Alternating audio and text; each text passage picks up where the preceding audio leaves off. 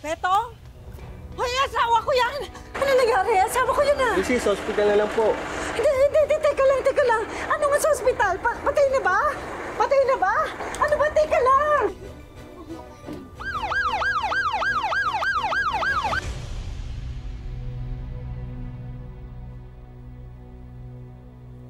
Hoy.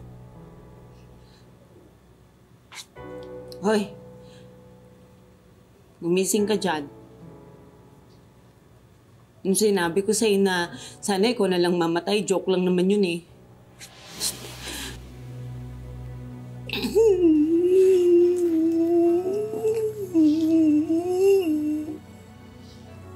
Sabi mo, di ba till death do us part? Ba't nagmamadali ka naman? Ito naman eh. Lumabang ka naman. Gumising ka naman, hoy. Ano naman, oh? Gumising ka na. Hoy. Hoy. Gumising ka naman. Gising ko na. Hoy. Ma'am, ito po yung bill.